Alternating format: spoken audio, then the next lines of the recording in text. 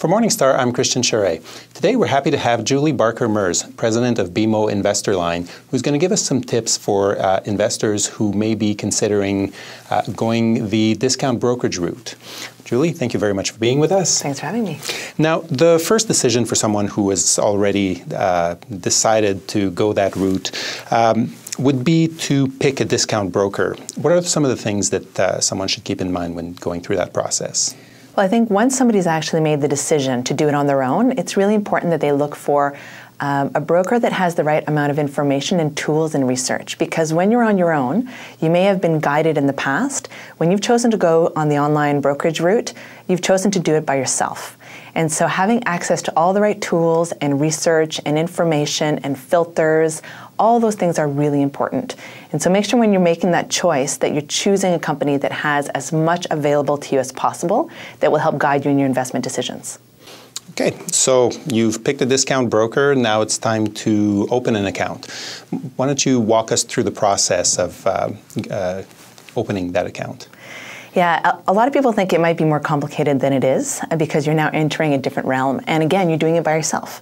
The great thing is that you have many options available to you. You can either do it by yourself online and open an online app, or start an online application.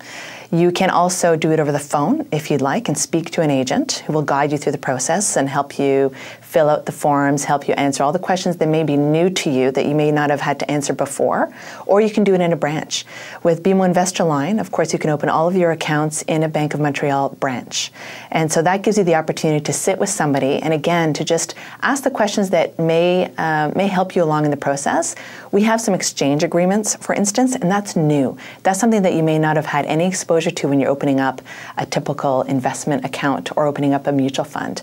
And so when you're signing up for online brokerage, there's different steps and different processes you have to go through, and sometimes you need a little bit of hand-holding up front.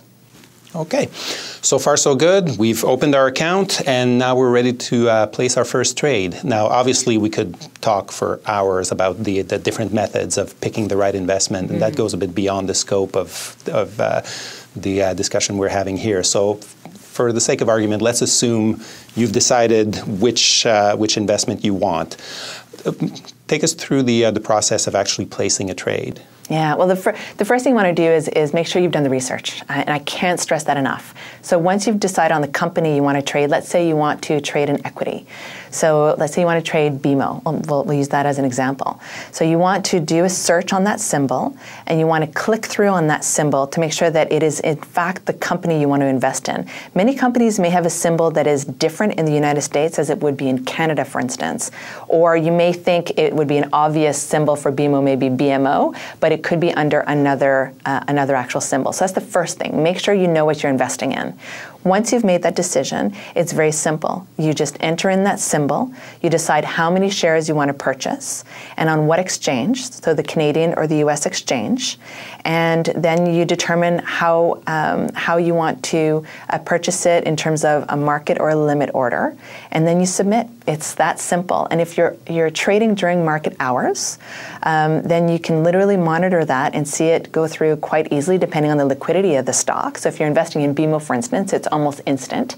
It's a very highly liquid equity. If you're trading in a penny stock or something a little bit less liquid, it may take some time to actually go through. So you want to monitor your order status, and you want to make sure you get that confirmation to see what went through and at what price. Okay. Thank you very much, Julie. You're welcome. And for more on managing your portfolio and other topics, please click on the Personal Finance tab of the Morningstar.ca website.